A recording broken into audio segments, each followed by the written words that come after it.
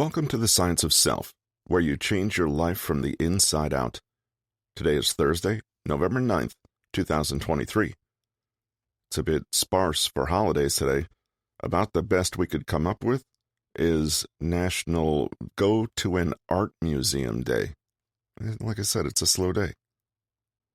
On the upside, we can expand our menu a little bit. If we do breakfast, it's National Scrapple Day, which is what you get when you combine the parts of the pig that normally would get thrown away. Lunch could be pizza with the works, except anchovies. Odd. And for dinner, Italian sausage, and all of those accompanied by apple cider. You'll be very festive today. Today's episode is inspired by the book Therapize Yourself by Nick Trenton. You can find more about Nick Trenton at bit.ly/Nick Trenton. Cognitive diffusion is a technique that can help you distance yourself from your thoughts and feelings, making them less overwhelming. This can be especially helpful if you're struggling with anxiety or trauma, and in this episode, we're going to discuss what cognitive diffusion is, how it works, some exercises that you can use to diffuse your thoughts and feelings, and we'll also talk about some of the benefits of cognitive diffusion. So, if you're looking for a way to better cope with anxiety, trauma, or other difficult thoughts and feelings, this episode might just be for you. Stay tuned. We've spent time exploring who we are, what we're made of, and how we got to be made that way. But even once we've gained great self-awareness and are conscious of how we work at every level, does that mean we never experience any discomfort, stress, or adversity in life? Of course not. In this final chapter, we're looking at ways to use self-therapy not simply to deepen our self-knowledge, but also to tackle more singular problems that emerge in everyday life. No matter how well-adjusted we are, we will all encounter stress, disappointment, loss, or even trauma. Genuine resilience comes from knowing how to manage and cope. In CBT, cognitive behavioral therapy, the focus is on becoming aware of and changing negative or unhelpful beliefs, as we saw in the first chapter. But sometimes this can be extremely difficult to do. If you're stuck in the middle of a crisis or dealing with someone who is extremely challenging, you're not likely to have the presence of mind to sit down with a journal and rationally pick through your thoughts. But what we can do at crisis points like this is use a technique from ACT, or Acceptance and Commitment Therapy. It's a process called cognitive diffusion, and it's essentially a way to let go of internal resistance or struggle. With CBT, we might actively engage a faulty or distorted belief and work with it. With cognitive diffusion, we don't engage with it at all. We simply find ways to accept, release, and let go of the struggle that tells us, this is a problem. I hate this. It has to stop. Cognitive diffusion, which was first called cognitive distancing by Dr. Aaron Beck, the founder of cognitive therapy, is a way that we can choose how to relate to our thoughts and feelings in different situations. The key insight of cognitive diffusion is that we can have emotions and thoughts without necessarily reacting to them. To understand how it all works, let's consider what Beck understood as cognitive fusion, i.e., being fused with your emotional and experiential perception. In this state of mind, your thoughts and your direct experiences get so mixed up that you can't tell them apart. A big part of what makes us human is our constant appraisal, interpretation, and reaction to reality around it, filtered through our unique perspectives. We take our experiences and put them into groups, break them down, judge them, compare them to others, and formulate expectations and conclusions. All of these mental processes, however, contribute to fusion, the state of being completely identified and bonded with our experiences. This is what the mind does naturally, and it's a good way to solve most problems. In fact, our cognitive abilities can sometimes lead to the desirable and satisfying state of flow, in which there's no difference between the self and an interesting, challenging task. Our collective achievements in science, technology, and the arts are based on this form of thinking. But often, these labels and judgments are negative and global, like, I'm worthless, I'm a failure, he's selfish, or they're mean. Then, these judgments are no longer thoughts we're having or feelings we're temporarily experiencing. They become a part of us. They come to define us and our experience. A simple example will illustrate. Remember Jamie, whose bipolar style mood swings stemmed from a deep sense of his own inadequacy? When Jamie's experiencing a high, he is totally fused with that feeling of elation. He is that euphoria. He loses all perspective and dives deep into that feeling. Similarly, when he's down in the dumps, he's so identified with that feeling that he completely forgets how he felt just a week ago. He doesn't say, I'm feeling pretty depressed at the moment, but rather, I'm a depressed person. The world is nothing but despair, and I am a total failure. See the difference? Fused. We're totally subsumed, identified, and fused with our thoughts and feelings. Defused? The thoughts and feelings are there, but they don't completely define us or our situation forever. Jamie often rode a hellish roller coaster of emotions because he was firmly fused with those emotions. It's like being chained to that roller coaster car, dragged along with every rise and fall. But being defused is more like watching the roller coaster car from somewhere far removed, safely on the ground. You can see that your emotions are rising and falling, but that doesn't mean you have to completely surrender and go along with them. This is where the ACT notion of acceptance comes in. When we push against and resist a particular thought or feeling, we are fused with it, as when we grasp hold of it. For example, if Jamie notices a dark mood beginning to creep over him, and he unconsciously says, No, no, no, a depression is coming. This is a bad thing. He's just as embroiled with that sensation, just as powerless as when he decides to prolong any good feelings that come his way. This is important. Diffusion is not the same as resistance. Rather, resistance and clinging are both forms of fusion, two sides of the same coin. So, what does diffusion look like? Does it mean we have to be bland, empty, emotionless? Not at all. We have all the same reactions, knee-jerk responses, and spontaneous feelings and thoughts as we always do. But when we are diffused, we understand thoughts as thoughts. We see feelings as feelings. We understand that even though we are scared or angry or sad, it doesn't mean that we'll always feel that way. We also understand that just because we experience something, it doesn't mean we are compelled to act. This is truly liberating. Feelings and thoughts are just that. Feelings and thoughts, that's all. Just temporary electrochemical activity in the brain. Just a momentary ripple in the pond. They're nothing unless we choose to fuse with them and allow ourselves to be compelled by them. ACT reminds us that we have a choice. Using the ACT model, we can deliberately practice diffusing from our emotions and thoughts.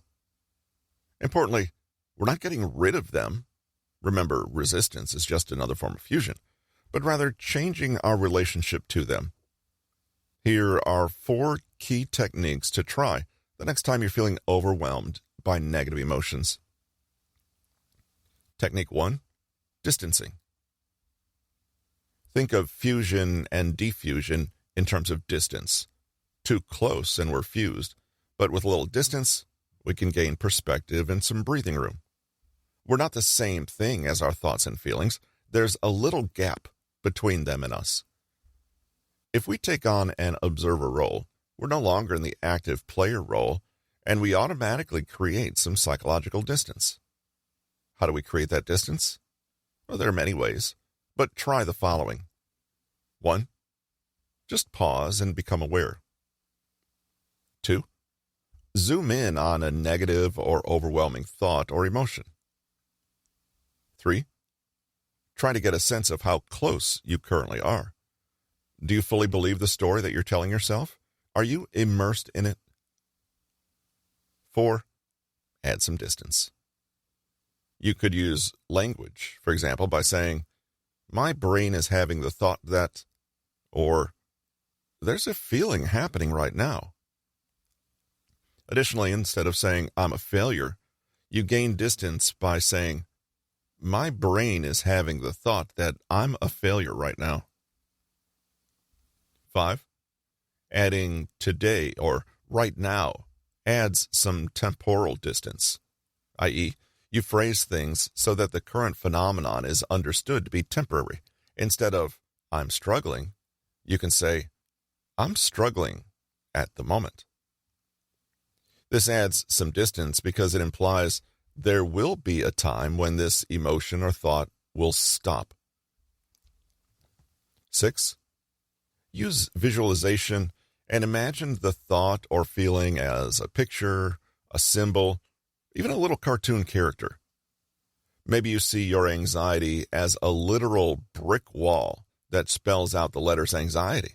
Or maybe you picture your critical inner voice as a nagging little insect that's following you around, speaking in a squeaky voice. So, for Jamie, when he notices that he's sinking into a depression again, he doesn't resist, nor does he sink down immediately with that feeling. Instead, he tries to stand outside that feeling, adopting the perspective of someone who is watching the event unfold. "Oh, I can feel that my mood is dropping a little today." Even saying "my mood is dropping" rather than "I am feeling depressed" creates a sense of distance. The depressed mood may still come, and it may be as strong as ever, only now Jamie is outside that storm rather than right at its center. Technique 2, labeling. When refused with a thought, it seeps into everything and feels exactly identical to reality.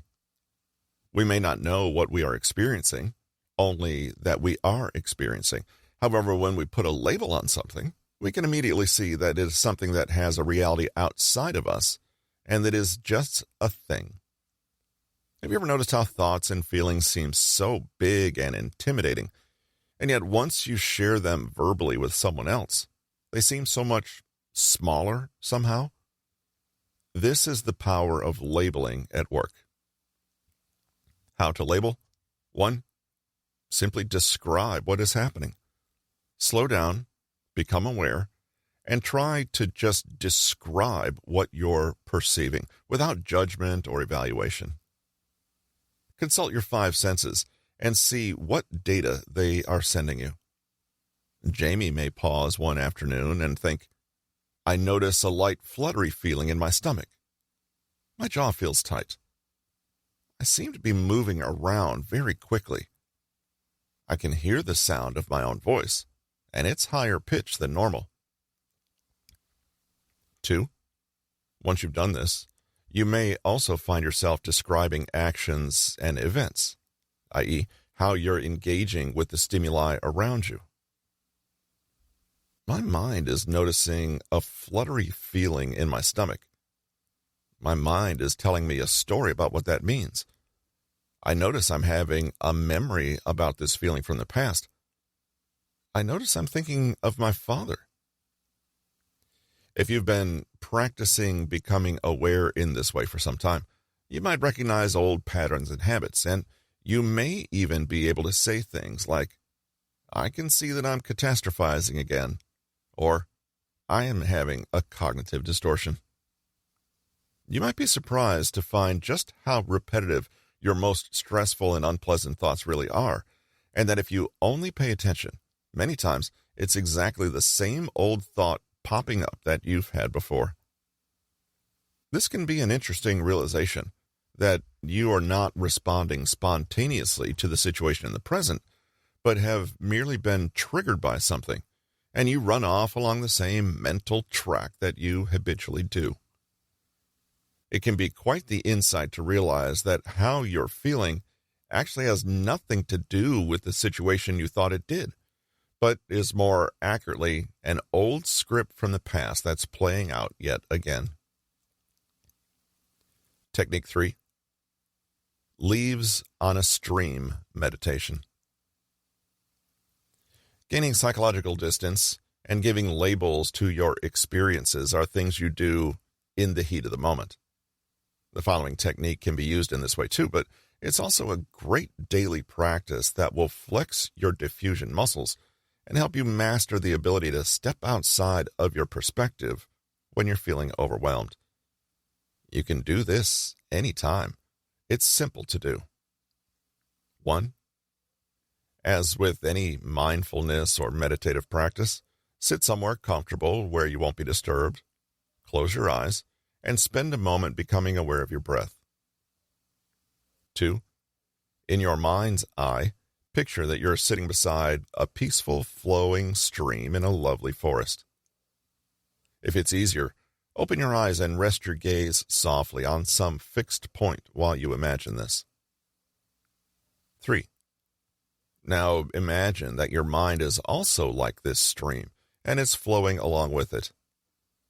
You'll notice that as your mind flows, thoughts and feelings and perceptions pop up automatically. With a calm, detached attitude, have a look at each one as it appears. Now, pick up a leaf from the forest floor, imagine placing your thought on this leaf, and then float the leaf on the stream and watch as it carries the thought gently away out of your sight. 4. Another thought will pop up. It doesn't matter if it's a good thought or a bad one. It could be a thought, a feeling, or something neutral, like, I wonder if I'm doing the exercise right. Look at these just the same and put each one on its own leaf and send it down the stream. Even if you think, there are too many thoughts, I can't keep up, then guess what? That's also a thought. Onto a leaf it goes. 5. The stream goes at its own fixed pace. Nothing speeds up or slows down. You're not trying to get rid of a thought, and you're not holding on to it, wishing to keep it for a little longer. They just come and go at the pace of the river's flow. 6. Some thoughts might get stuck, or they may seem to pop up again and again. That's okay. You might imagine that it swirls around a little on an eddy, or gets snagged on the riverbank. Gently nudge it so it flows again. Watch as it goes until you can't see it anymore. Give each thought its proper due, and then let it go. 7.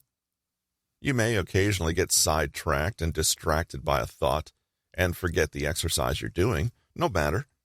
The moment you're aware, come back to it. Even if you feel irritated or upset by the detour, place that on a leaf. No matter how big or small a feeling, it will fit comfortably on a leaf, and it will pass.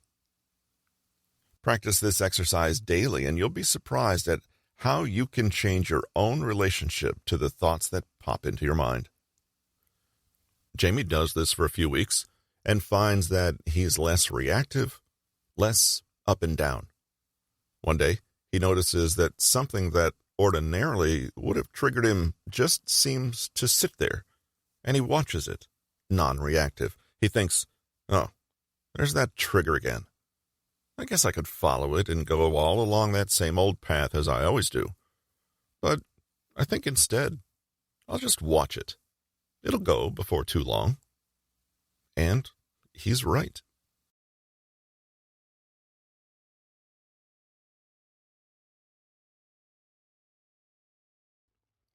Thanks for listening to this episode of The Science of Self, where you change your life from the inside out.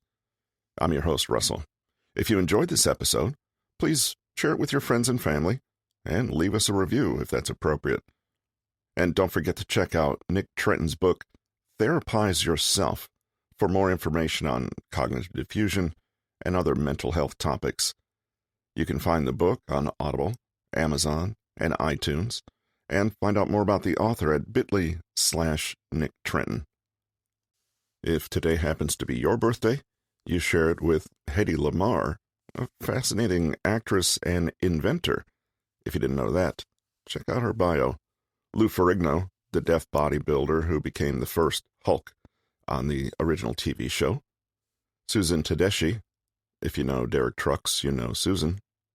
And in the history book, Napoleon becomes dictator of France in 1799, and Rolling Stone carried that story, maybe, in its first published edition in 1967.